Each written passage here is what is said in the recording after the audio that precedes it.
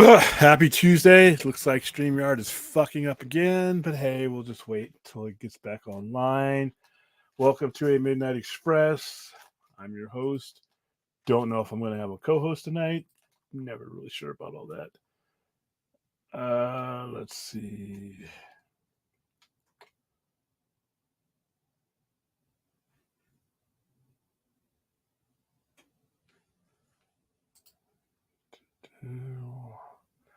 Don't know if we're even online. Okay.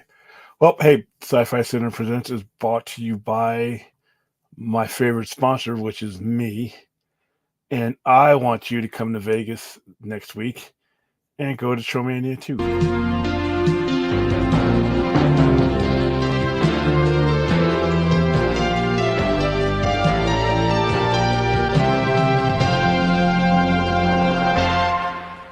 Welcome to the madness, it's Trollmania night.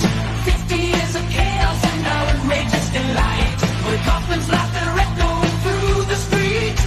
Trucks seeing his glory, ain't no better treat.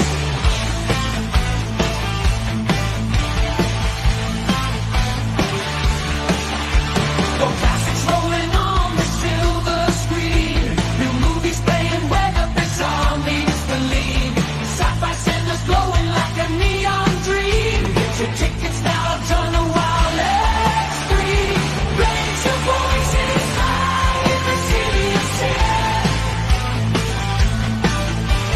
Zombie is calling, let the mayhem begin.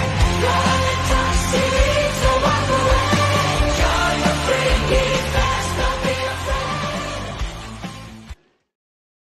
I love that video. All right, who's in the chat? Nope. Wow, I don't even know if we're live. Let me check. Let's see if something is wrong. Says we are live. Says we are here. Nope, there we are. Okay, this chat's not showing up on StreamYard. Let me come out.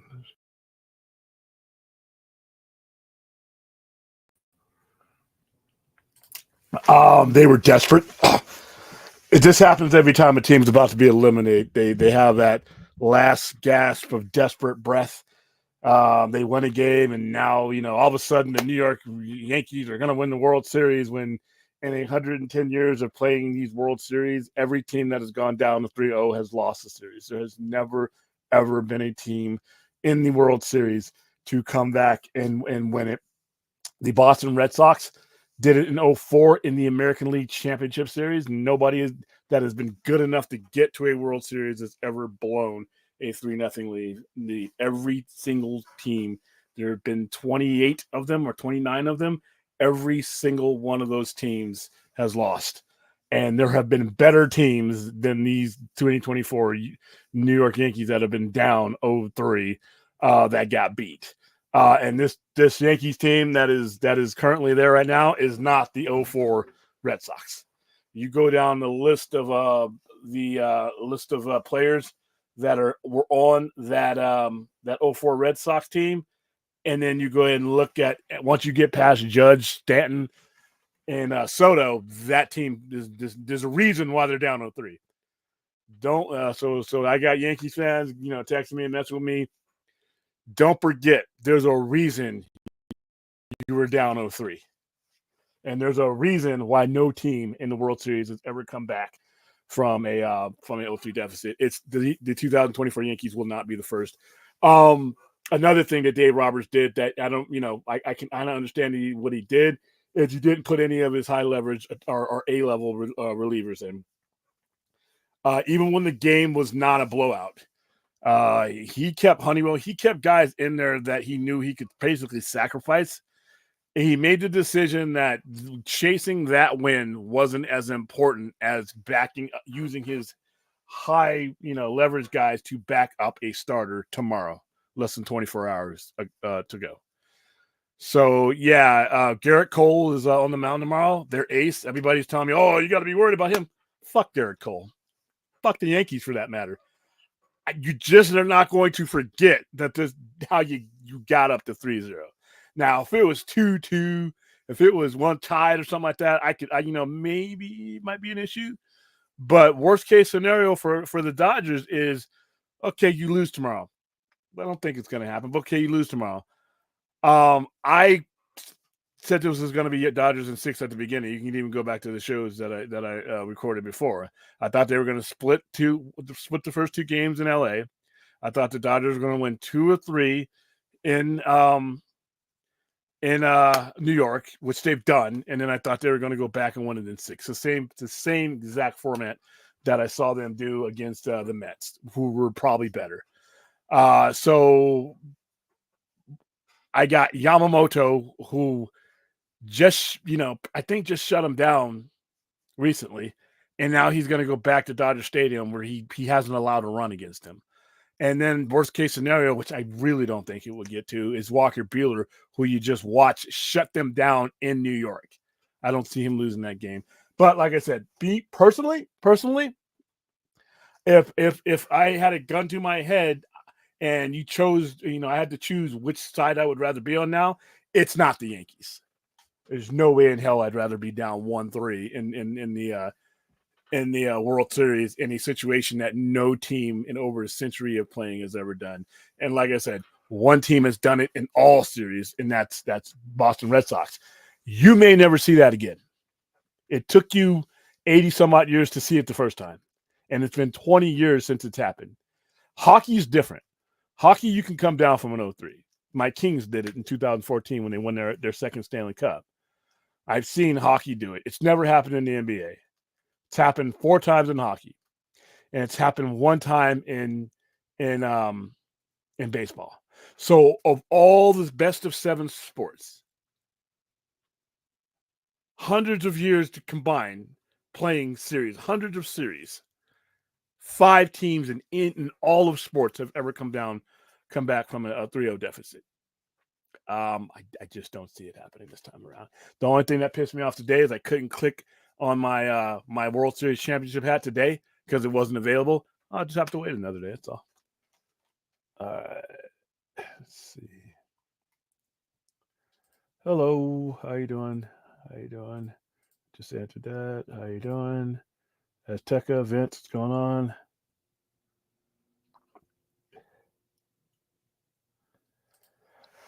I don't think they would have had the Yankees go down 0-3 if they needed the money. They would have been more competitive in those first 2 games. I mean, especially the games 2 and 3. So, hello, Joga.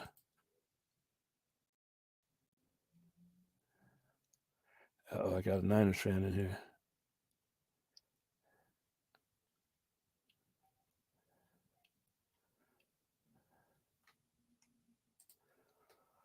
Hey, do whatever I want.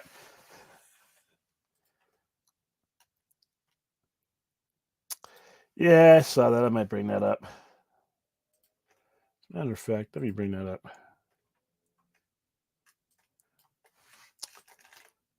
Let's see, Quentin Tarantino. Yeah, a lot of people are pissed at him. I haven't had a chance to read the whole thing.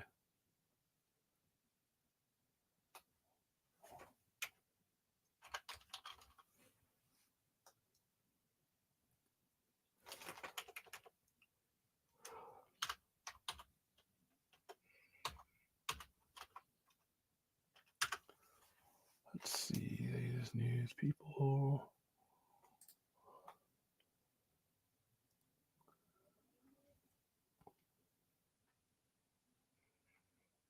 I had it on here. Hold on. Okay, now before any of you jackasses bring it up tonight, yes, I saw the news. No, I don't care. Oh, you're talking about the scary movie? I said nobody bring it up, not even my co-hosts. Okay, I'm well aware that this bullshit series is still continuing for some inexplicable reason, and that the original architects are back at it. No, I'm not going to see it. No, we're not doing a watch party. The Sci-Fi Center's days of being involved with scary movie are over in perpetuity. From now until the end of time. Sure. Will not happen. Not for any amount of money. Not for any cause. Not for nothing. Not for any. No way, no how. No more scary movie on the Sci-Fi Center. And by the way, And I will mention this also in passing. One reason among the many why I continue to push and advocate for the restoration, completion, selling, resolution, whatever you want to call it, of the Snyderverse is because I refuse to live in a reality where Zack Snyder's epic superhero saga does not have its five remaining. Your mic is jammed up. Can you hear me now? Yeah, I can hear you, but it's like muffled for a couple. Or is that better? Go ahead and say something. Yeah, is that better? Yeah.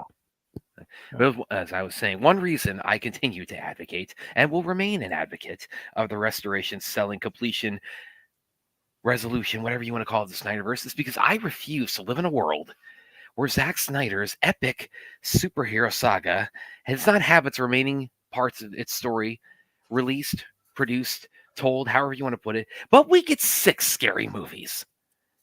I refuse to live in that version of reality under any circumstances.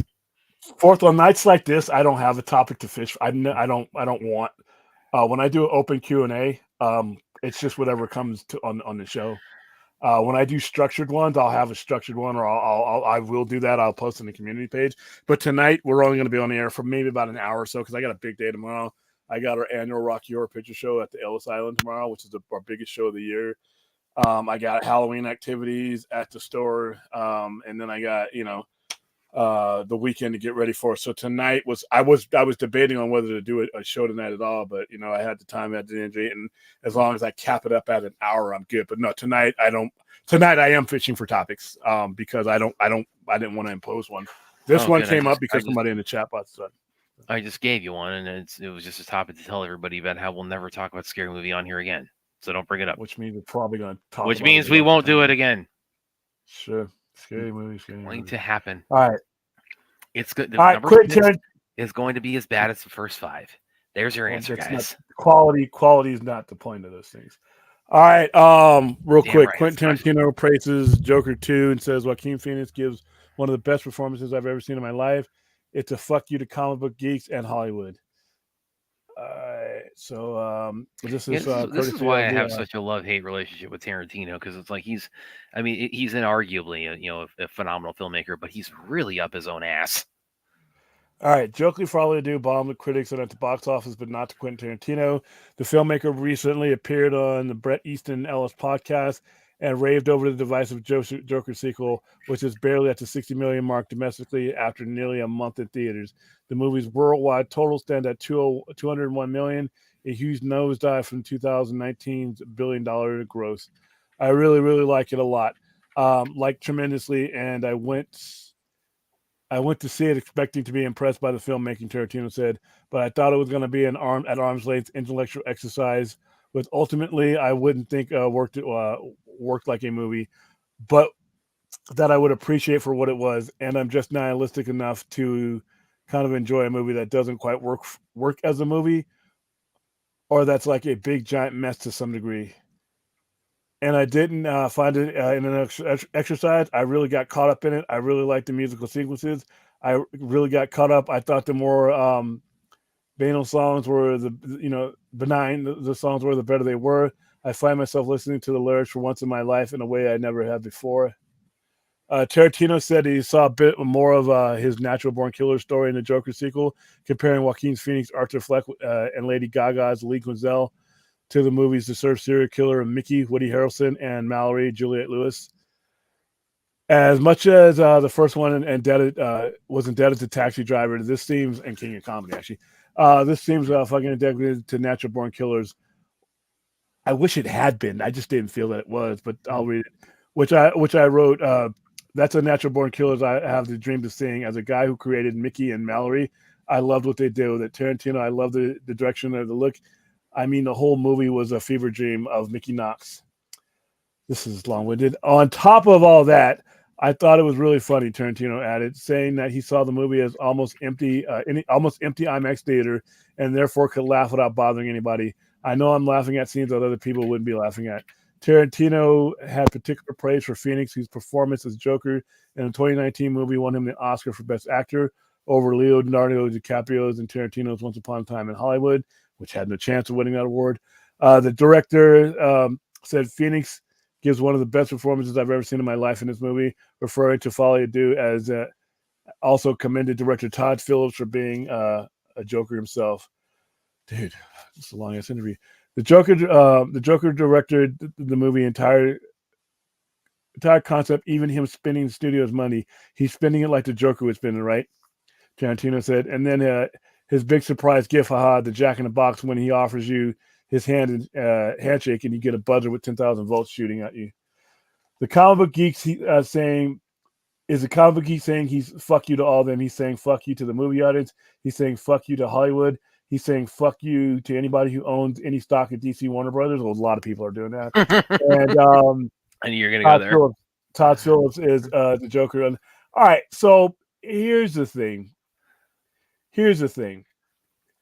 I can understand someone having an opinion and saying fuck you to all these entities, but this is his workplace. This is the art form he chose. Yeah, not when you're given a $200 million budget and the FU is being sent to the people who wrote that check.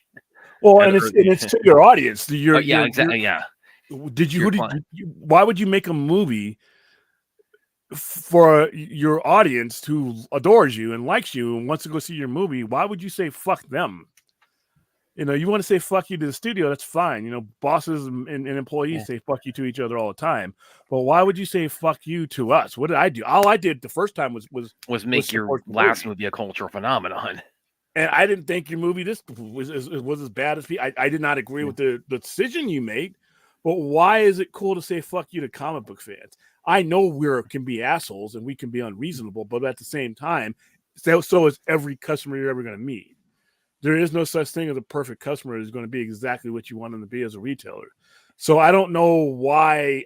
Todd Phillips never said this, by the way. Yeah. This is other people that are saying this is a big fuck you to Hollywood and all that. Okay, I can say fuck you to Hollywood. I don't work in Hollywood. I'm not going to be looking for people to finance my movies. I'm not going to be looking for people to call me up and say, "Hey, do you want to direct this? Do you want to write this? Do you want to, write a screenplay for that?" I'm not in that. So why would you say fuck you to an industry you're in? You chose to be in the industry. So I don't hear Todd Phillips saying that. I hear other people saying that. Yeah. Well, and I mean, it's again, going back to the idea of the audience, directing it to the audience too, where it's like, yeah, we made your last movie, the mega hit the biggest hit of his career, and this is without hearing any quotes or any commentary from Todd Phillips himself. But I shared my my article I wrote comparing it to The Matrix Resurrections, so I did definitely infer. I'm definitely among the people who inferred that. This is a kind of a middle finger to the fan base of the first Joker and, much of the general audience and DC fan base. So, as I was saying a minute ago. Well, who's doing that though? Why would he why would he do that? Yeah. But see, here's the thing though. And that's why I'm kind of offended about people when people say that. Todd Phillips didn't say fuck you to anybody. People are building that mechanism in their own head, including Tarantino. Now, the guy made a movie that you didn't agree with how it went.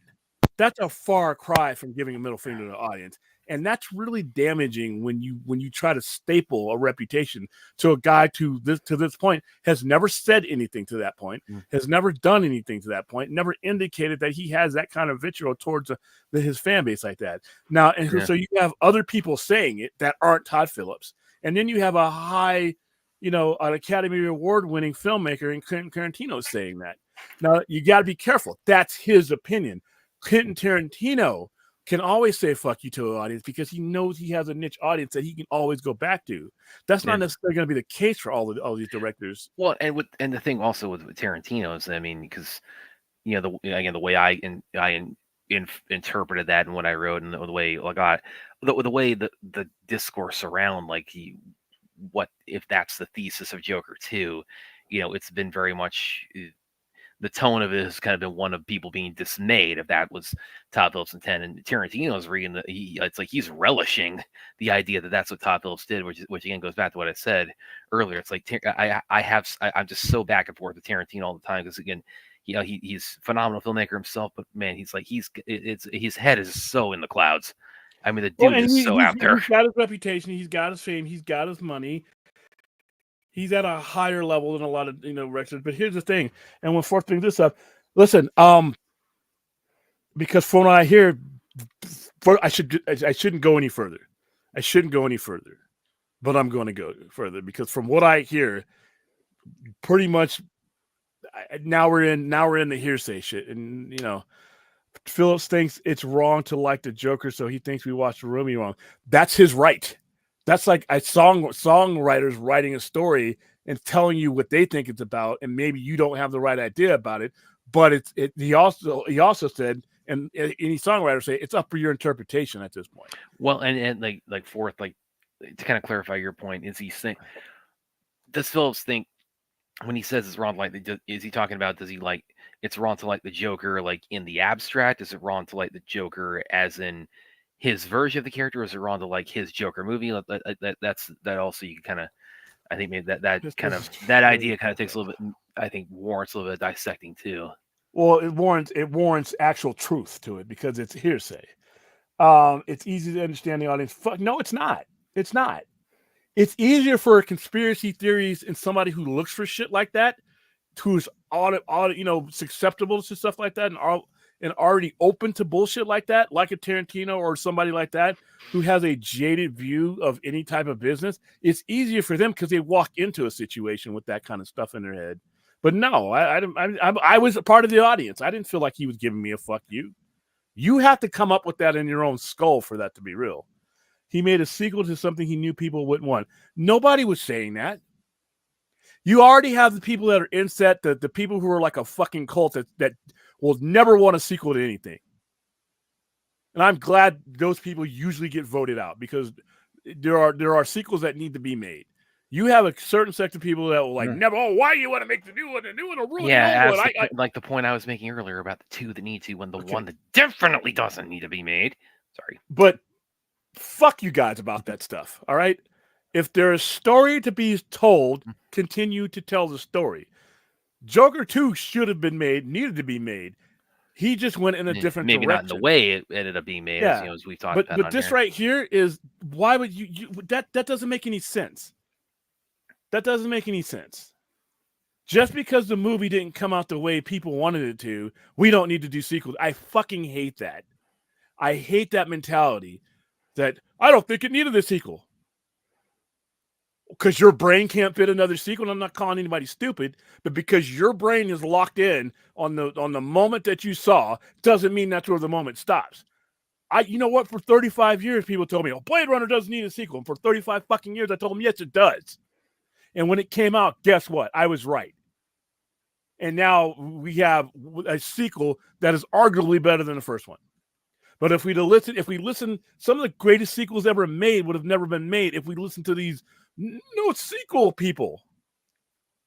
If you want to close your mind and stare at the original for the rest of your life, that's fine. But I don't need you trying to, influence that for me. And it's not a fuck you if somebody made a sequel. He didn't mail it in. This was a quality movie. Oh, he definitely didn't mail it. I mean, whatever else you might think about it, this was not. He wasn't going through the motions on it. Definitely. And why would you? He's sitting there. I know people are going to like a sequel. Do you really think an artist like that sat in a room and had that thought go through his head? I highly doubt it. I highly doubt it. And by the way, Vince, real quick. So let me tell you a little bit about what I think about things like Bloodsport and Enter the Dragon and Best of the Best and the Once Upon a Time in China movies and Fist of Legend and sports doesn't dominate. I talk sports far less than we get kung fu in here, though. I mean, let's be fair. Yeah. If that was the case, why wouldn't other Richard? Okay, well, you guys are talking about the Cowboys, which should be banned from the show.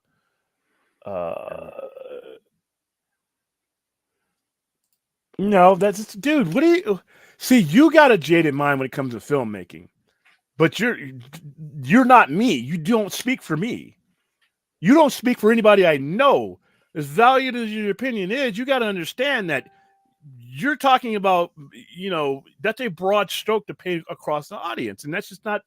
It's not true, and it's not fair. Sequels are going to be pulled off at anybody's asshole? No, because we've seen some pretty awful sequels. And we've seen some pretty great sequels. There's one that just got announced today. Phillips did not have a good faith sequel to me. What are you talking about? That is false. That is false. The fact that they went forward with listen, you admit that you didn't like the movie, but to try to like do all this man in the grassy knoll shit to connect to why it got made or who got offended, that's bullshit. A guy made a movie in his vision. I didn't agree with the vision. There's no conspiracy behind it. There's no fuck you behind that. There's people who have too much time on their hand and too many conspiracy boards and whiteboards in their office. But is this the way we're going to respond every time somebody makes a movie we don't like? Oh my goodness. There's some conspiracy to say, we're going to go through all this, put our credibility on the line, put our reputation on the line, just to say fuck you to somebody. You could just walk up and say fuck you to for free. So yeah, this is silly. Aaron. I have utmost respect for Quentin Tarantino as a filmmaker. His opinions are his. His opinions are his. They represent no one but him. They represent no one from him but him, and that's anybody's opinion. I disagree with that. And like I said, I also think that there are certain directors and certain filmmakers and certain film executives across the industry that think it's okay to say fuck you to comic book readers when you continue to pillage from the IPs that you love the IPs. Who do you think made those IPs relevant? Before 2000s, who do you think made those IPs relevant? If you didn't have a big name star starring in your obscure IP, that shit wasn't getting made. Now, based on what you know will follow, you can make things. You can look at our history about that. So, but it's okay. We're okay when we're lighting the way of what kind of movies you might want to make. But fuck us. If we don't like a movie, I mean, you can not like a movie, and that's it. That's all it is. I think this Joker thing has gotten out of hand as far as people just not being able to. You didn't agree where it went. There's no guy behind the curtain twisting a bunch of knobs and pushing buttons to fuck you out of this. Damn. I mean, this movie has caused more shit for no good reason than any movie I've seen in the last year. Other than the first one, just for different reasons. Yeah. Aaron says, if it wasn't for William, I would have been a Blade Runner. There you go. And I'm glad any opportunity I get. Listen, not everybody likes Blade Runner. Not everybody liked Blade Runner 2049. But there was story to be told there. See, that's the story comes first. I almost called McFarlane again. Todd Phillips, Daredevil. Todd Phillips could have, if he didn't think he had a vision that he could flesh out, he could have said no. And Joaquin Phoenix would have backed him on the no. So the fact that both of those gentlemen went forward, there's no fuck you there. They thought they had a good date. They liked their movie. And by the way, I don't know if you saw this, but I mean, Joaquin Phoenix is also quoted recently saying that he did apparently have discussions with Chris Nolan about being the Joker in The Dark Knight. And he said something to the effect that was like, I didn't feel like I was ready to, at that point in my career, to tackle the character. So I think with all said and done, it's like it probably ended up for the best. As far as like them tackling. Had he said yes, we would have never known. I mean, I think of Heath Ledger's Joker in the way that I do because Heath Ledger played that Joker. I would probably, depending on how we would have done. I think Heath Ledger put together a top 10 iconic performance that carries in my opinion, a mediocre movie. He carries that movie even in the scenes he's not in. He's not in the majority of the movie. But he hangs over the movie because of his presence, and he makes that movie watchable for me. Especially with Christian Bale's voice that whole time. That was out of the 3 Batman movies, his voice is the worst in The Dark Knight. You're trash. Nobody's gonna Gotham. The people of Gotham are good people. Oh my God, stop. But yeah, I mean, listen. I don't know if I gotta be the one to dial back. Maybe. Why does your ringtone sound like a phone from the 90s, man? Actually, the 1800s or whatever when they first played the phone, because everybody had the same goddamn ring phone, so I needed something different. What do I got to do? What do we got to do? And what do I got to do to get the conversation to the point where when we talk about a movie, we can have our fun and say it's trash and all this, and, I can say, Violent Nature was trash. I mean, but at that point, we don't get to the point where somebody wronged me by making it a Violent Nature. It's all about this and all about, no, it isn't. It's about a movie I watched. I didn't like it. I said I didn't like it. I appreciated the fact that other people did, and I moved on. Why does it got to be? Why does it? Just because there's got to be some kind of undertones of when it, you not liking a movie is not trigonometry or something. There's nothing really to figure it out. It's all subjective.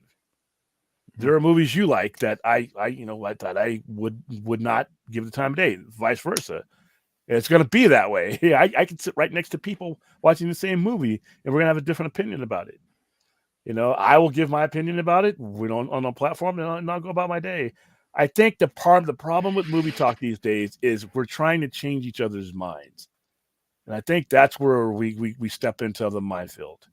If I didn't like whatever movie, I think it just becomes so much like politics now too, and especially when it comes to the when you add the superhero element to it, you add the different the different big companies attached to it. It's become so much like politics or professional sports, where everybody just kind of wants to be on whichever team is the quote unquote winning side. Yeah, but this is entertainment. You need to slap yourself in the face. This isn't politics. People can live and die on the decisions that are made on a political level, not on an entertainment level. I mean, wars and billions of things. Politics matter. Your opinion as far as politics moves an engine that can change the world. This is a fucking movie, And how am I making false equivalencies? I mean, well, come on, you're gonna have to elaborate on that one. But no, I mean, it's. I know, like I said, some of the movies I see, they're just not good. They're just not good in my opinion. But what do I always say when it comes down to movies? I'm giving you a reflection of my moment. I gave you an opinion on Terrifier. Thought it was cheesy and goofy as hell. But my opinion doesn't matter because the connection wasn't for me. It's for those people dressed up as Art the Clown and come into the fucking theater with them horns, which is like 20 of those people doing that shit during a movie. That's their movie. It's not yeah, Aaron, I saw you post this earlier now because I was going to ask you about this because I'm guessing it relates to the election, and like he posted in support of Harris and why her running mate's name escaping me, and then Waltz. apparently Harrison Waltz, and apparently he got flooded with comments about everything going on in Israel and Gaza, and it's it's a whole mess. But yeah, I'm telling you. So listen, anybody who goes after a celebrity for having an opinion, fuck you. Yes, even if it's not your opinion, and especially over like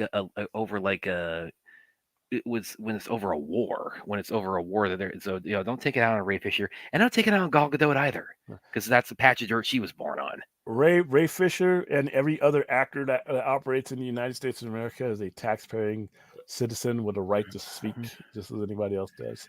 Yeah. Saying you didn't like a movie isn't a problem. Yeah, it is. Joker 2 was bad. Okay, stop using that, please. When you say bad faith, that is from your point of view. You can't tell me what bad faith is. You can only express what you think is done in bad faith. What my faith is in regard to motive of a movie making and merit to a sequel, that is not for you to express for me or anybody else. How can you make that determination for me or Brad or anybody else? How can you make that somebody made a movie? You're basically saying I got scammed. I don't feel like I got scammed. There are elements about the movie I thought were good. He went in a different direction that I did. That's not bad faith. That's a disagreement. So no, that's a false equivalency. Bad faith is not for you to determine. I don't care if you get 40 of your friends and you have one person that disagrees. That's all it takes. That is not for a mob or one particular person to say, you don't know what his motives were for making this movie. and they didn't translate to me as a viewer watching it. I didn't thought I was being presented with a bad faith product. And then like I said, that's a horrible. Imagine Dune 3 being a romantic comedy. Now that's a different argument. Your bad faith and a change of direction are two different things. If he believed in the direction he was going in, whether I agree with it or not, that's not bad faith. I just didn't agree. And if Dune 3 becomes a romantic comedy, I, as a customer, won't go see it. But even though and plus that's not something consistent with what he laid out. Now, when I go back to Joker and say that, that's a different thing because the overall movie was fine. It's that where did this character go? Joker didn't turn into a romantic comedy or anything like that. It was still the same type of movie it was before. He just went a different direction. I don't agree with where he took Arthur Fleck. That's it. No conspiracy. There's no bad faith there. That's my opinion. But yeah. Bradley says, to be fair, both movies are bad in my opinion. So it was par for what. So you didn't like the first Joker? Some people did, some people didn't. But but here's the thing though. That's an opinion about a movie. That's fine. But there's no conspiracy behind that. Also, Brad, tell the Waynes I said retire, and I can't wait for Scary Movie 6 to get shit canned for a tax write-off by David Zasloff. Yes, I will tell them that. Those movies make money, so they'll be fine. William and Brad, do you think Spider-Man 4 will be a movie sent to battle? Well, that series is bad faith. That whole series is bad faith. Okay. I think Tom Holland will be in Battleworld. I think he will be in Avengers Secret Wars and all that. I don't think that Spider-Man 4 will be. I think Spider-Man 4 will lead into it. There will be an end credit scene, so you'll get the best of both worlds. I mean, you're missing. That's my opinion. That's my opinion. If you put him on Battleworld, right? I mean, it's like, the way No Way Home ends, it's like he's having to start his whole life over. He's having to just build everything from the ground up. So it's like you're missing like a really important step in his journey of like really reestablishing, getting back on his feet, and whether or not he's gonna, reveal everything to MJ as he kind of decide to back off from doing at the end of No Way Home. So it's like, yeah, you really need to see him at the street level, I think. Yeah. Now, before we see even Secret Wars or Battleworld or anything like that. End credits, yeah. I think as you reach towards the end of the movie, I think every end of all those movies, I think every movie that comes out during that time is going to lead into the cycle, and that's fine. I have no problem with that. I would like to see Spider-Man 4 be more about him. I don't want to see Daredevil in there. I don't want to see anybody in there. I want to see Spider-Man and his people. Speaking of, we got the thing that we can't show. Yes, which drives me nuts. We can't show, but we did get some Daredevil Born Again footage. That's why I didn't bring it up. Man, when are they going to put that teaser out officially? Come on, Marvel, what the hell are you doing? I mean, here's the thing. This thing is coming out in March, right? Yeah, so it's like, what's the holdup? It's like, let's enjoy fall right now. All right, don't just stop spitting me in the springtime.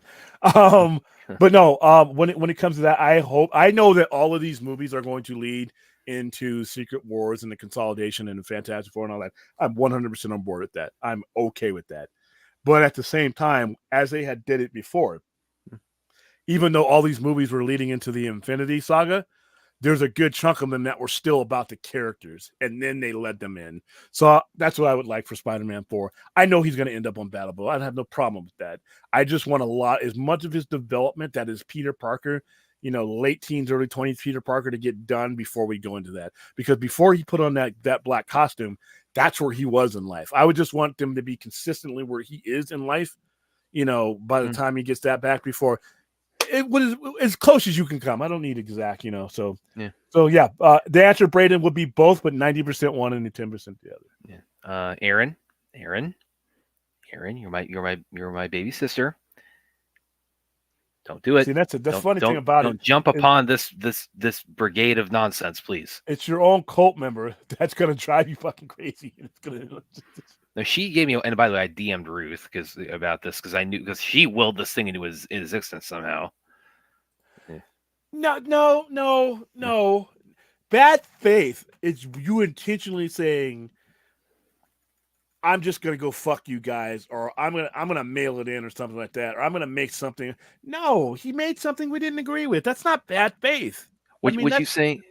And here's something that actually kind of gets a little bit it's been sort of speculated that kind of falls into, I think, a little bit of both what Fourth and what kind of what Tarantino's talking about is The Dark Knight Rises. It kind of gets it sort of gets classified in that way that Nolan didn't want to do another Batman movie, but Warner Brothers kind of and particularly also after the death of Heath Ledger, he really kind of wanted to leave the Batman franchise, and Warner Brothers just really, really begged him to come back. The fans really, really, really, wanted to see what he had cooking, so he made The Dark Knight Once Rises. he made the decision, though, he didn't mail it in, and I don't like The Dark Knight Rises. I don't think it's a very good movie, but it is consistent. I think he put the movie out there that he wanted, because listen, Christopher Nolan wasn't one of I'm not saying I agree with that analysis. I'm just saying that's out there too. See, that's what people put that out there. Remember, these people can say no rather than put their careers on the line. They'll you're more likely than that they'll say no than anything else. Now, what's I'm going to talk about that tomorrow, and I can dedicate some time to it. Because that's that and that's Nick Cage playing Spider-Man Noir, isn't it? Yeah, it's Nick Cage, so they actually have live footage scenes like that. Let's see, my guess is that they'll put him in the symbiote. Bradley, there is no possible way that Scary Movie 6 is going to hit $1 billion. I'm sorry. It doesn't have to. It's not the kind of movie that needs to. I wouldn't be surprised actually if it goes straight to streaming, to be perfectly honest, because you look at like the if you look at the kind of the trajectory of the series prior to this, it's like, I mean, they were cheap enough to always turn a profit, but they definitely hit like a low point with the last one, deservedly so, because the whole series is terrible. If the Wayans are involved in it, that might change it. My guess is that they'll put him in the symbiote suit in time for Secret Wars, and then there'll be a time jump. I actually think he'll get the suit in Secret Wars. I don't think you'll see him in the black. Well, that's canonically where he does get the black. Yeah, he gets it in Secret Wars #8, so I think he'll get it. Now, his next movie, I would like his next movie to be, you want to have him in the black costume for a movie. That's cool. If you want to do the Venom thing, his own Eddie Brock, do that later in the third one or in another movie. But give him some time to develop, because, like I said, Tom Holland first came in and he was jammed into this, jammed into that, and really never had that kind of moment that really is Peter Parker until No Way Home. And now that he's there, give me a movie of that. If you got to jam in everything else, the black costume is an important part of his lineage, even though people in hindsight think he was in this black costume for like a 30-year period. No, it was only 3.5, barely even 4 years, 3.5. He got the suit in the end of 1984, and because it was cover dated, and then he got out of this suit. He wasn't in the symbiote suit that long. He got rid of that, and he was wearing a black suit that was just a black costume. So for most of his 3.5 years as the black costume, it wasn't even the symbiote. And then in 1988, when Todd McFarlane and David Michelinie took over, Todd McFarlane wanted that one gone because he thought artistically his colors bled out and were more spectacular with the red, white, the red, black, the right costume. So and he was right. You see McFarlane, you noticed that as soon as McFarlane took over that book, that costume was gone, and it stayed gone. So but yeah, I know it's an important juncture of Peter Parker's life, but you only have 2.5 hours for each movie that you have these guys in. Yeah. You can't tell everything, you know what I mean? Aaron. Oh yeah, Aaron actually tagged me in quite a few things. Most of it was pretty awesome. Another thing that's announcing terrible spoof movies that unfortunately had to come to pass. I absolutely love the Cobra Kai season 6 poster, and looks like there's going to be Aussies in that part by the flags. Oh, listen, guys, we can finally break the news. Aaron's competing in the Sekai Taikai in Cobra Kai season 2. Aaron's repping Australia in Cobra Kai. We just didn't tell everybody. So yeah, you guys are going to see Aaron kicking ass in Cobra Kai season 2 coming up here in about. Aaron, how tall are you? I'm curious. I think she mentioned she's about you're about 5'2", Aaron. She's tiny. Because when I put you guys together in the ring and she takes you, it's gonna be. I'm like 5'10" or 5'11". I'm a 6 feet even. Oh yeah. She's gonna be this tiny little Aussies is gonna break your leg. I want Daredevil. No. As much as I like Charlie Cox, as much as I like this version of Daredevil, you only have a certain amount of time in these movies, and I want that dedicated to the title character.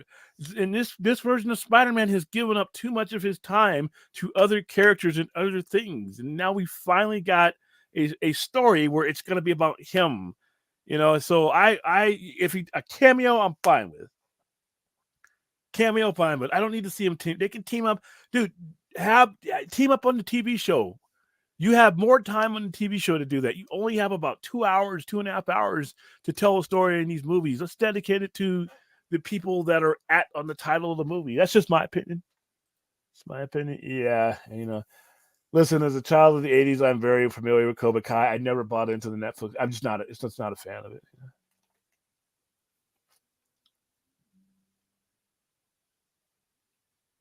This is what I really want. This is what I really want. You know, and all these guys are like, well, we need to fight the Hobgoblin. Listen, you are talking to the #1 Hobgoblin fan. I love this story. I love the story that brought him in. However, you can't get to the Hobgoblin without the Green Goblin. And I think because of the events of No Way Home, with him knowing the consequences of his battles with the Green Goblin, that it's going to make it even more heavy storytelling, especially when he meets Harry, because he's got to know how all this is going to go.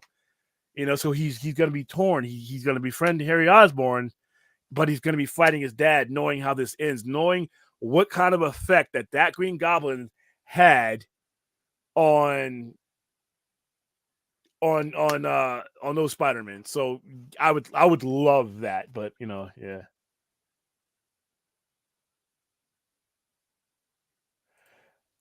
You just upload the video, but you know, it's just the same thing as when I do this. And by the way, that right there. That was my answer to adding scary movie drops to StreamYard. No, we will not. No. I've been hesitant on drops of any kind simply because we get pulled down for sharing trailers and shit. Well, like that too, and then it just sometimes they have to be perfectly done. Like this one sucks, but it's kind of funny. But you know, when Enosh would do that to me all the time, I'd be trying to make a point, and it would totally fuck me up. Oh, is that where you pulled that from? No, I put this from Family Feud. No, but I mean, it's like you pulled that from. Did he used to use that on Point Extra Large? No. He would use other ones though, like really gross ones. Would he use like Lex Luthor and Superman Returns going wrong? Or he would use a butt plug seat. You know. Speaking of Lex Luthor, I'll go ahead and give my thoughts on the latest episode of Superman and Lois, which we are now at the halfway point of the final season of the show. That's so crazy to imagine that we're getting so near the end here. I'm really enjoying where the show's going.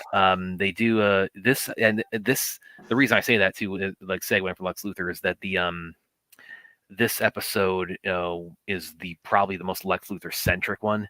This is almost more of a Lex Luthor episode because it goes so much into Michael Cudliss's version.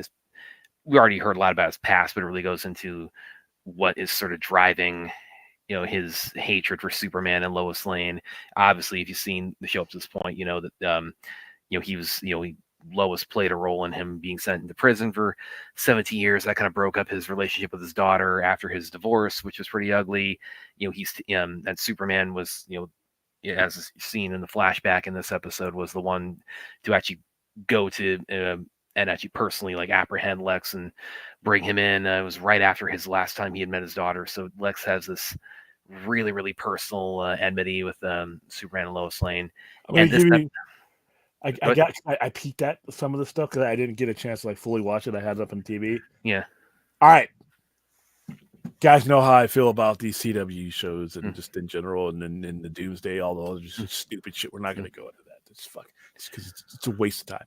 However, out of all the motivations for Lex Luthor, is enmity for Superman and his clan.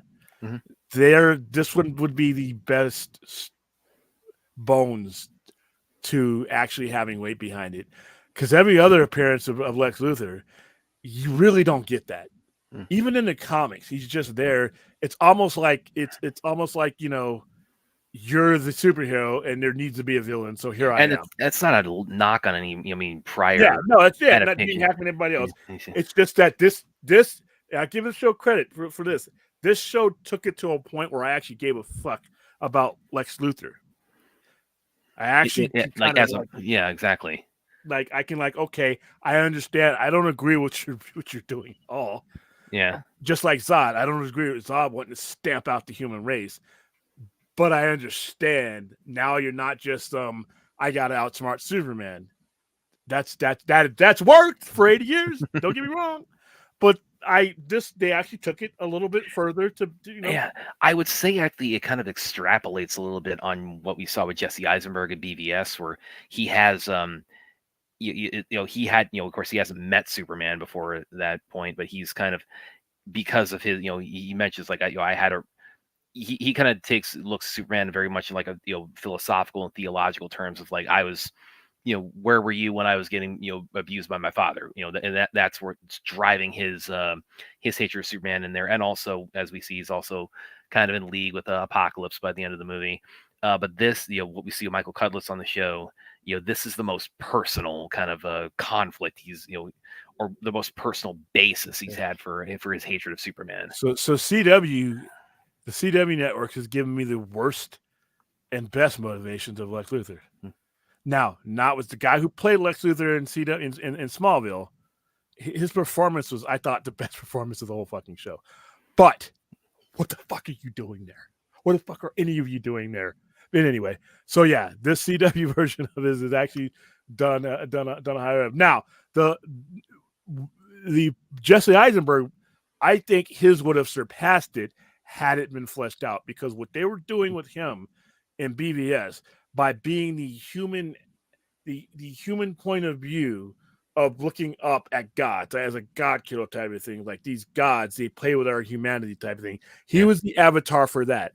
I think his would have been the best had he had more time, but he just didn't get more time. So. But also, again, it's it was that's kind of like he's actually a pretty good kind of yin and yang to Michael Cudlitz, because it's the conflict of Superman. You're kind of between Jesse Eisenberg and Michael Cudlitz. It's kind of like looking at it in the kind of the macro and the micro. It's like looking at it in terms of like the biggest or the most expansive sort of lens versus the most individualized kind of lens. And so that's a really kind of they complement each other really in a really interesting way, I find. But also they work very well on their own as well, as individual performances. One thing I won't go into detail, but because I had this theory with the way the show handles the death of Superman, Doomsday is still around by the end of that. So that kind of implied, okay, there's going to be a rematch. That kind of gets ruled out by the end of this episode. So I guess, but that does also leave the question of, because the Lex's plot in this, the mission he gives to Doomsday, it's again, it's a little bit more specific than we've seen in most adaptations of Death of Superman, or even in the original story. Was he tasks Doomsday bring me Superman's heart, which he does. He retrieves Superman's heart for reasons that have not been revealed yet. Now it kind of turns into when Jordan tries to go get it, it turns into like a big kind of twisting of the knife moment when Lex stomps on Superman's heart, and kind of at that point, from his perspective, makes it impossible for them to revive him. Of course, they end up doing it through other means, i.e., Sam Lane's heart injected with Kryptonian DNA, which itself is kind of a plot device now. Stretch. Well, again, it's comic book science, man, and that too, I really like how they're handling that, because it's like, because we've also seen on the show Superman, he's alive again, but he's not really operating 100% because he's got a human heart in his however modified a human heart inside of his chest, and one from a mid 60s man, so I mean, not decrepit dude by any means, but still an older guy. So we've seen Superman kind of developing. That's a little bit like a kind of a new weakness he has. And so that'll be I'm sure I'll play into how the show wraps up. But obviously the whole thing with like Lex wanted Superman's heart for some reason that has not been revealed yet. So that's and now the Doomsday has kind of been taken off the board as an adversary in this at this point in the show. It does raise the question, okay, what did Lex want that heart for? They have, of course, spoken about there is going to be there is some kind of character who's never appeared on the show before is supposed to make a big splash. They're doing something they said on in this final season that has not been done in any prior Superman movie or TV show. So that that raises a lot of questions about okay, who's like the quote unquote final boss. I mean, obviously Lex is still going to be around. We've seen some of the teasers. He's going to get his mech suit on. Go a little toe to toe with Superman, but yeah, that those are the big questions hovering over the latter half of the final season. That's still so crazy to me. I think we're already halfway through. Because I thought they might be taking some some breaks in between, like periodically, like from like 3-episode intervals or 4-episode intervals. But with where they're at now, I mean, it's like this could be wrapping up by Thanksgiving, if not right after. So, yeah, it's we'll see where we're heading from here on. But yeah, this episode, I would say this is the most Lex Luthor kind of focused episode, and they really do some really new and really kind of interesting things with him and his relationship with his daughter, and how all of that really forms his basis for his hatred of not just Superman but Lois Lane, and that how much that really drives him in this in this season, and maybe even makes it even really kind of make looking at it now, it's like I'm kind of glad they held off on Lex being a villain on the show until it's near its end here, because with what's happening here, he might actually be the best final boss the show could have had. With And it's what people expect his final enemy to be.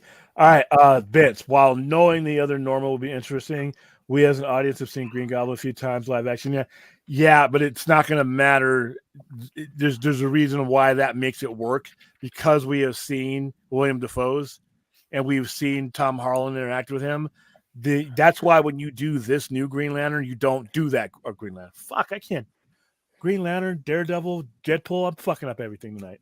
When you see that Green Goblin, you make sure that Green Goblin is distinctly different than Defoe's, but recognizable as a Green Goblin. Like when Tom Holland sees that green, I think this is their opportunity to make a really kick-ass non-Hot Wheel design. I want the mask. I want the mask. I want the mask on him. I want a classic looking Green Goblin, as close as you can get. I know if Defoe was able to pull it off without the mask. That doesn't mean that they should. If you get the opportunity to do the mask right, let's do the mask right. So I would like to see them use everything at their disposal to make this Green Lantern Tom Holland. So I think it could work. I want Miles Morales and Tom Holland Spider-Man movies. No, absolutely not. Tom Holland is older. No, he's not. This is not okay. He's just like I think getting to 30 now, isn't he? He's 28 in real life, but Yeah. Peter Parker is still a late teenager in this one. Miles Morales is the Peter Parker that mentors Miles Morales is in his 30s, married, and in some cases with a kid, depending on which one of the universes. Right, I don't think it's good for either one of them yet, because where Tom Holland Spider-Man is his story only needs him. He doesn't need a sidekick. He doesn't need a guest star. He doesn't need any of that. He's at the point in the Spider-Man mythology where it's him. It's him and then the people closest around him. You don't need Miles Morales for that. Miles Morales, when he does come along, when they do this, in the Ultimate Universe, he doesn't even meet that Peter. Peter Parker's dead at first. That's where he Ultimate follow-up for him before he comes out with it. But when they do the 616 and do the Secret Wars, that Peter Parker that hands Brooklyn and New York over to Miles Morales is much older and is at a certain point of his life to where he can be a mentor. Spider-Man, this version of Spider-Man that we're going to get Spider-Man 4, unless they do a massive time jump, is still literally learning how to be Spider-Man on his own. He's going. I mean, as far as his age, I mean, it's like we see at the end of No Way Home. I mean, he's got the box with the GED test guide in it, so it's like he would basically be a senior to maybe Miles Morales' freshman, and whereas in order for him to be the type of mentor that he is, no, I think it's too. It would be forced. It would be forced. If I think. I think Sony, should use, eventually. I keep hearing people say, like Campion said it this morning or yesterday morning, that Sony can't use a live action Spider-Man as long as they're making. I don't. I wanted the super chat and say, where do you see this? No one can ever point this out to me where this is legally done. By the way, Spider-Man North, that's Peter Parker too. Just saying. But no, Spider-Man games are different than your actual linear storytelling in an actual movie because you're connected now. I don't think yet. I think if you do, because Tom Holland You almost said Todd McFarlane again. No, again, I don't know why I got him on my. Holland is 28 now. He still has a chance to do what, 3 more movies? If you wanted to do that towards the end of the movie, or maybe as part of a, say if you did bring Miles Morales, right? Say you did bring Miles Morales' first movie should have Tom Holland as a guest star, as is, and then that's it. That's if they come to agreement to even use. Because Sony may say, you know what, we just want it. We like what we're doing with the animation, and if there is some kind of agreement to where, like I said, if Sony does that, Lord Miller have to be a part of this package, So yeah, I don't want to see that yet. I think it's forced. I think Miles Morales is, and they are just in 2 different spaces in their life. Unless you do a massive time jump, but that would have to be after Secret Wars, and that puts you into Spider-Man 2 or 3. And I don't think it's just no place for him. Just no place for him. Actually, I'm going to walk some back. I said a minute ago about Superman and Lois regarding the status of Doomsday because I don't know. It's like it's with the way the whole heart thing was handled. It's like, again, the way this episode wraps up, it kind of implies that we're not going to see this is it for Doomsday in the season. I'm going to go a little bit tinfoil hat on this. I think. I think Lex might try to revive him, which I mean that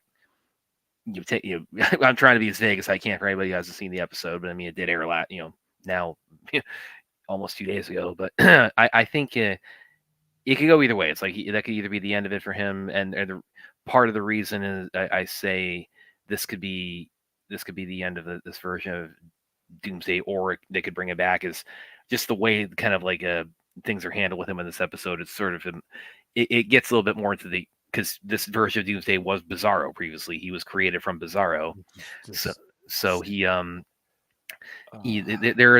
there are stuff that happens in this episode kind of taps in, for lack of a better way, kind of taps into Bizarro / Doomsday's humanity. By the way, anybody ever asked me again an enemy that you could have used that could legit kill Superman and would cause some seriously storyline conflicts? Fucking Bizarro. Bizarro is sorely underused in that respect. Real quick, Hammy. Peter was college age at the end of the first movie, not a teenager. He's just finishing up high school. He's just finishing up at high school, so he's 17 or 18. That's a teenager. I mean, well, and that's a whole plot point where it's like he goes to the admissions officer and says, hey, he's trying to get MJ and Ned because they're associated with him, they can't get into college, so he's trying to. That was the push to get him for everybody exactly. to. Yeah, so they're in their senior year at the beginning of that movie talking about college. So when you see him visiting them and he's about to start his college and they're doing their thing. Yeah. That's not a time jump. That's right after the movie. When the last scene too is during Christmas in New York. So, this is like about mid senior year for him. So I would guess Peter, at this point, the last time we see him in No Way Home, he's maybe still 17, but he's probably 18 by this point. He's definitely a teenager. He's not where he would be, where he would mentor a Miles Morales. That's for sure. Yeah. All right. Vince, check your messages. Brad White like an Egyptian. Okay. Right, you put that song into my head now. I'm probably gonna play it on YouTube. Walk like an Egyptian. What was it? I don't get what you're getting at there, Clint. No, Bizarro's not a dumb creation. No, listen, Bizarro hasn't been used properly anywhere, to be honest with you. That's who you could get to kill Superman. Well, technically they did get him to kill Superman. Yeah, but you don't have to, and this goes back to 1992. Dude, Darkseid, Anti-Life Equation, Bizarro. Bring me Superman's body, so I can do what I did 1,000 years in the future with the Daxamites. I need Superman dead. I need Superman dead. I need to create a army of Superman that will have no free will and that will dominate the universe for me. Superman's. I've asked him. Bend the knee to me. Nope, you don't want to do it. Fuck you, Bizarro. Take him out. And Bizarro could do it as effectively. No one uses Bizarro. Well, and that's why I liked him. I liked his portrayal, and he was he wasn't really the main villain of season 2, but he was the main villain really was Parasite, but he was kind of like a secondary villain, and they portray him as he's because Bizarro's had a very kind of wild history comics wise and adaptation wise. Sometimes he's a clone, sometimes he's a multiverse doppelganger, and he's been everything in between. On Superman and Lois, he's from so on Superman and Lois, he's from the Bizarro world, and he is the Superman of his world, but he's he's a much rougher, more cynical version of a Superman on that world. And then he comes over, he's brought over in season 2 because he's trying to take out Ollie Olsen, who becomes Parasite. But what happens is he gets killed in season 2, and then at the end of season 3, it's revealed that Lex has revived Bizarro, and he's basically killing him over and over and reviving him over and over to mutate him into Doomsday. So which is, like I said, you didn't need to do that. Bizarro and the fact that Superman's attitude towards Bizarro, that makes it harder to fight. I mean, to me, there's a character like that's been around. Bizarro's been around for quite a while, and I swear, I've yet to see somebody. That's who I would like to see in the Ultimate. Give me Ultimate Bizarro, or absolute Bizarro. I wouldn't be surprised. Bizarro. That would be cool because, like I said, nobody uses that character. That character. Well, he's like Brainiac, and that he's been on TV shows a lot, but we haven't got him in a movie yet. And you haven't gotten the true soul of what he is anywhere in that I've seen him yet. Yeah, so I mean, the closest we got is the junkyard fight with the Clark and the dark version of Superman and Superman 3, which is the best part of that horrible movie, but which doesn't say a lot. Those movies suck. Superman's 3 and 4, and they don't even, like I said, the first 2 don't age well. The last 2 just are bad movies. They don't age well upon arrival, 3 and 4. And then in Quest for Peace, of course, Nuclear Man obviously is kind of a when they took this hair, Superman's hair. Which is holding the weight. It's like they can still cut the hair even though it's holding the weight. Like, wait a minute, you just cut that thing and it's holding thousands. It says a ton right on that damn thing. But that's what everybody points out, is because the museum has. This is like we want to show how strong Superman is, so we have one strand of his hair that can hold up this giant ass weight, but Lex Luthor could still come in and just a pair of like bolt cutters and just cut it like that. Maybe he had like some kryptonite inside of the blades on there, I don't know, but he uses that to create Nuclear Man. And I know, like, originally with that Quest for Peace, they had the idea of having Christopher Reeve play Nuclear Man, and then that would have really driven home the idea that he's kind of a reinvention of Bizarro. Lame, but yeah, and I'm gonna put this in the chat too, because the dude who played a Nuclear Man, Mark Pillow, he's like really a sweet dude. Enoch went and met him at because he goes to conventions, Mark Pillow, and which is exactly, hey dude, if I get famous for 5 minutes, you're gonna see me at every convention you can see me. Remember me, guys? Yeah, I'll sign your shit. Yeah, well, and he's been very I mean, he takes it all in stride about like the reputation of the Superman movie he was in. But I'm gonna put in the chat this one interview he did back in 2008 that I think it was with the big Superman fan site, and he talks a lot about like how he became involved, and a lot of kind of the behind the scenes sort of craziness about it. One thing he mentions in that interview is that because if you've seen Quest for Peace, you know that Nuclear Man speaks of Lex Luthor's voice, and it looks really awkward and weird. And Gene and what Mark Pillow says in that, they didn't do a traditional dub for that. What they did was, when they were on set, he would they would play like a recording of Gene Hackman saying whatever lines Nuclear Man had, and he would try to lip sync it right there on the set. It's like, and I remember I actually shared that one time with Tim from Squadcast, And he said, "Oh, Brad, God, I wish I'd known about this before." And I told him, "Yeah, this explains a lot about it." So yeah, I'm gonna put that interview in the chat. You guys are gonna check it out. And Mark Dude, Pillow, I'm he I'm seems looking like a at pretty this good dude, damn. though. I got this damn trailer for Daredevil everywhere but Yeah, anywhere I could bear it. what the hell are you doing, Marvel? Not putting this trailer out? I listen, guy, and I will be consistent when I say this. I do not believe in exclusive trailers at conventions. I just Not only that, but it's like even including the ones that I am at. I'm at these conventions, and I'm like, put it out there, guys. At this point, I mean, New York Comic Con has come and gone, so it's like, what's the holdup? And you're like, well, we want to reward the people who should listen. Like I said before, most people will never go to a convention. Most people will never go to a convention. It's not easy getting to them. They're expensive. You got work, you got travel. Most people will never go to a convention. But most people more people will watch your stuff than can go to the convention. Put it out there, Okay. man. All right, guys, I just put the Mark Pillow interview about Superman 4 in the chat, so go check that out. Yeah, so when it comes to Tom Holland, I am steadfast. Not Tom Holland. Miles Morales. I'm steadfast against him ever being in the MCU, even though I know it could happen. Simply because the way they handled Spider-Man coming forward, I think there's a certain uniqueness about Miles Morales that I don't want to get lost in there unless they are. Obviously, it's going to be a Sony movie, no matter what. But that part of this is where Sony has to take over and put their people in their direction on it, because I don't want, as much as I appreciate what Kevin Feige has done and what he means for that particular character, I don't want him getting lost in the Marvel salad. He has a lot of advantages that I think they could build on for a long time. And he could be adjacent to the MCU. That's fine. Well, but Lord and Miller have to be the ones writing that character. It's easy to forget too. In the post MCU world, it is easy to forget. I mean, and William, I'm sure, can attest to this just from a business standpoint. I mean, when we talk about like individual superhero characters, when it comes to like merchandising, Spider-Man is number one. Spider-Man is the most merchandised superhero. It's easy to forget, with the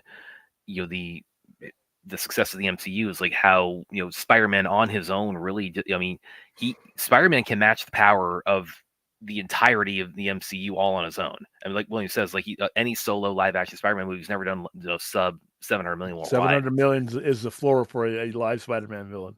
So, you said Spider-Man villain. Spider-Man. I'm sorry, Spider-Man. I don't know what's happening. I didn't get hit on the head, but I can't go with Todd Phillips out of Todd McFarlane. I can never do Daredevil without doing Deadpool. The ultimate absolute is more of that's closer connected because of the way those terms can be a little bit. So yeah, and especially now with the status of Spider-Man post No Way Home, I think now people are, because it's like he's no longer being Iron Boy Jr. Pretty much, yeah. He's it really is, and I definitely share this perspective. No Way Home. It's why it's my favorite MCU Spider-Man movie. Really, my favorite Spider-Man movie overall. My favorite MCU movie overall is that really is the movie where he becomes Spider-Man. It really is. It really is his friendly neighborhood. He's swinging around the neighborhood and that costume is that shiny blue costume. Yeah, I love that costume. So it's like I think people are ready now for him to we've seen him as an Avenger and for so long, so we're ready now to in the context of like what Tom Holland's journey has been. We're ready to see him. It doesn't have to be like tied to Shield and tied to the other heroes. It can be now. I love you, Samuel, but I don't need you. You're ready. People are ready to see this Spider-Man. Like he's got such a rogues gallery and such a it's just such a world on his own. Just the Spider-Man corner of Marvel on his own is just so. It's such a tentpole within Marvel as an IP, whether cinematically or comic book wise. That's people I think are ready to see Tom Holland Spider-Man be go on that journey like we had seen with Toby and Andrew, see him take on his classic villains like the Rhino, like Hobgoblin, like his version of the Green Goblin. Who else have we not seen? Maybe I've always wanted. I was a little bit. I remember like a Far From Home. We had the kind of like the illusion Mysterio creates of Hydro Man, and like, damn, I'd love to see Hydro Man at some point. I would love to see if I ever did fan casting, which I generally stay away from. I guys, if you've heard me before, I would love if I was casting. I would love to get Bryan Cranston as Norman Osborn. I mean, And what was he the was stream we were? I think we were on the Vodka stream recently, where I forget who was who suggested this, but the idea of like he, Tom, he meets the Norman Osborn of the MCU, but he's not Green Goblin yet, and so he sort of tries to take it upon himself. Like I maybe can. I saw what happened with the other Norman. Maybe I could steer this guy away. But from he's that got fate. to do it without giving up that Exactly, he's Spider-Man. yeah. And see, that story is like it's literally it's a pin and it's just writing itself right now. That's why I have to see this next one, because that creates such a conundrum. It just and it just and he has to deal with this conflict of interest of this guy's crazy. He's killing people. He's murdering people. He's putting the public in danger. But he's my friend's father, and I know this guy, and the relationship, the dynamic between Norman Osborn and them from Amazing Spider-Man 14 all the way up to 129 or so, or 120, 122, 121 when he died, is just chess game that they always wrote right, no matter who was writing Spider-Man. The chess game between Norman Osborn and Peter Parker and Spider-Man and Green Goblin was a mind game. Yeah, there were pumpkins being thrown. There's a crazy fool riding around on a glider wearing a purple and green Halloween costume, and another guy he's fighting, clinging the walls, wearing another Halloween costume. But it was more than that. It was this chess game, especially once they knew who each other was. It wasn't just a chess game, it was their own chess game. And that was the thing about this. And that's why Norman Osborn never came out and said, hey, Peter Parker is Spider-Man. And why Peter never did it, because out of respect for the family, out of what the damage and the devastation it would do to his friend and the family. But Norman did it because it was their thing. It was their thing. He was almost like a sick respect there that they always was able to carry it out. And I would love to see that play out in the movies, just my opinion. And like I said, no more Hot Wheel Green Goblin. Give me a proper Green Goblin. Damn it. Did Keaton's Vulture kill Shocker? No, he did. Well, he kind of got him killed, but he didn't kill him. Which that was a little bit like, because he's sort of secondary. He's part of Vulture's sort of underground gang in Homecoming, but he's a Spider-Man villain that's in it, but he doesn't get like that much prominence. He's not a top biller. Yeah, so he's not top biller. Well, he's never really been like a top biller Spider-Man villain, but he's one of those villains that is kind of redundant. He's a villain who usually is kind of seen teaming up with their other villains. Maybe Sinister Six, things like that. Yeah, he's a roster member. Traditionally of the Sinister Six. The shittiest costume ever made. All right, guys, I think that's where we're gonna wrap it up, because I got a big day today. Like I said, you'll see a lot of pictures on our social media from Ellis Island Casino. If you are in Vegas and would like to stop by, you can just go to my website, sci-fi-center.com, and reserve a table. They're free. We're about near sold out, so it's gonna be a fun night tonight. And of course, I was hoping not to have to keep my side eye on the TV, because hoping that the World Series would have ended last night, but it didn't. It didn't. But to be 100% honest with you, though, I came into this Dodgers in 6. I think it's going to end tomorrow night or tonight while I'm watching this. I'll be at a casino, and I'll be able to turn my head over to the sportsbook and while I'm doing my technical stuff. The Dodgers lost 11-4 tonight. It was a bullpen game, and early on, Dave Roberts waved the white flag. He did not want to use any of his relievers in this game. He said, I would rather not chase this victory, and and exhaust my bullpen. I would rather take that bullpen and back up a starter tomorrow. Jack Flaherty's going tomorrow. Garrett Cole is going tomorrow, and everybody in my text is like, hey, Garrett Cole, man, you're going to sleep tonight? I'm going to sleep just fine. I'm going to sleep just fine. You know why? Because every time that one of you guys has said that I got to worry about some other baseball team's spotter, next thing I know, Freddie Freeman is putting one of their balls over the fence, and Yankee Nation is ready to go out and set garbage cans on fire. And you're ready to Aaron Boone, the other night, Aaron Boone, I thought was going to have to leave Yankee Stadium in a disguise, the way you guys are talking about him. So, you know what? You delayed the inevitable.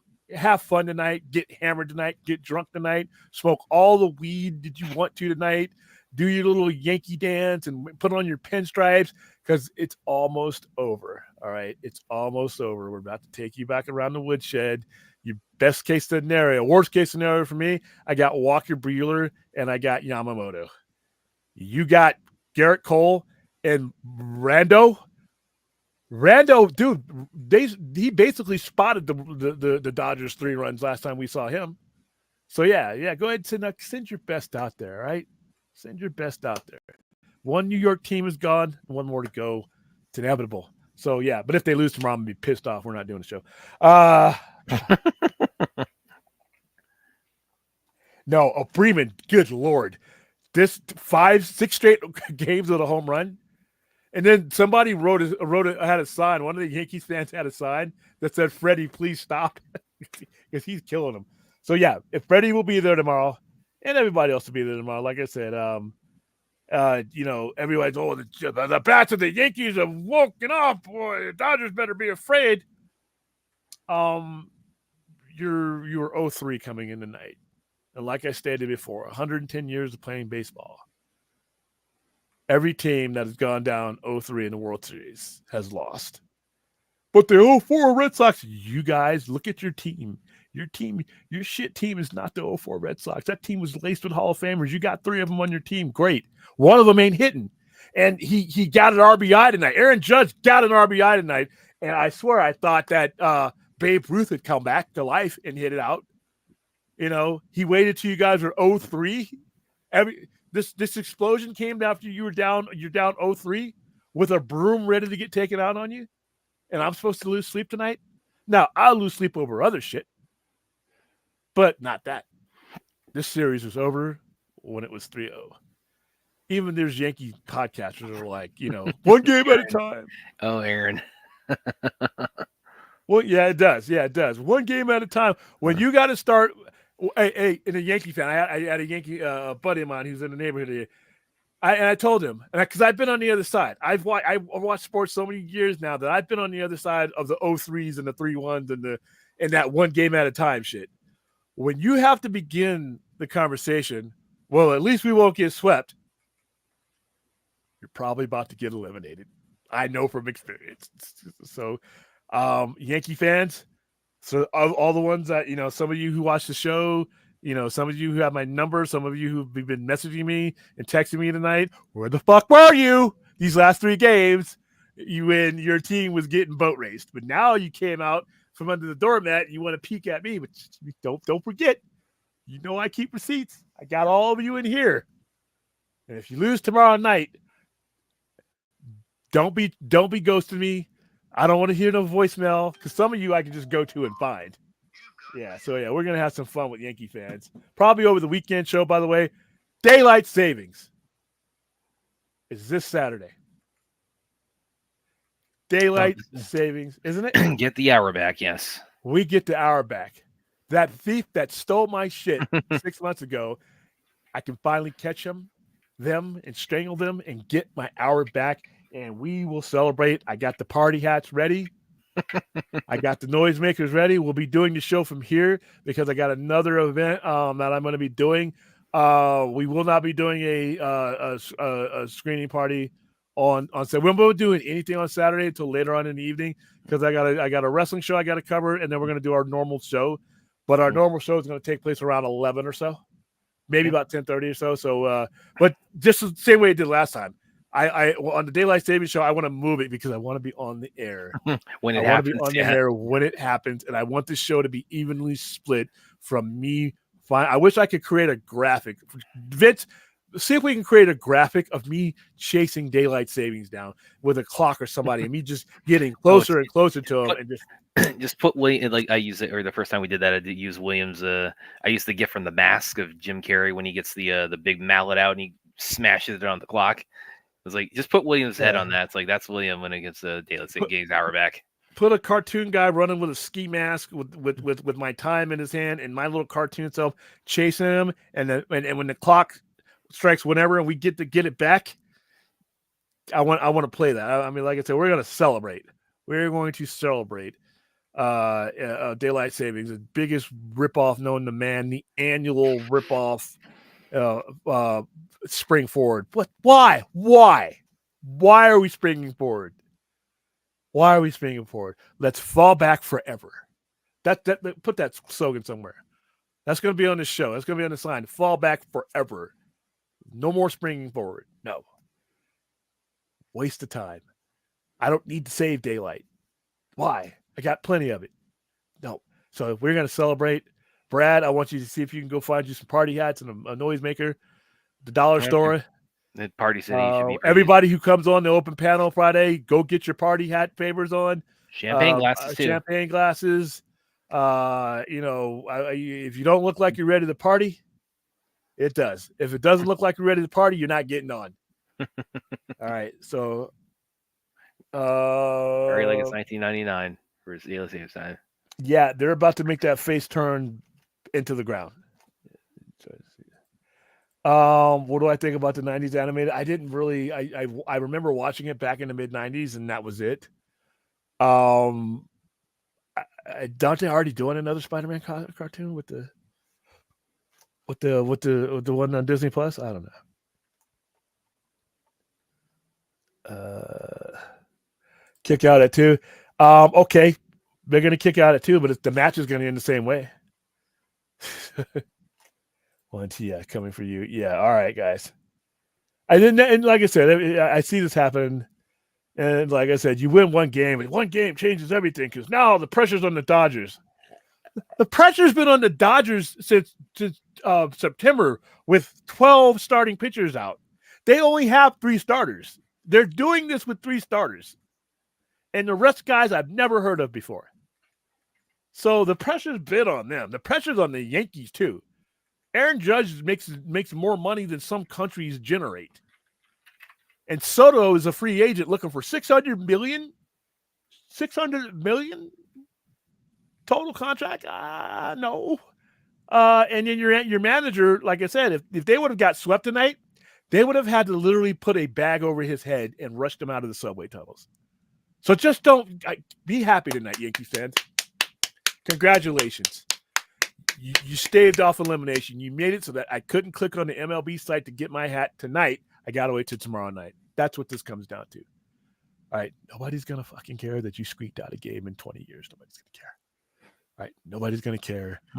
And like I said, you guys who were in the witness protection program for most of the World Series, what do you think? You just got a reprieve or something?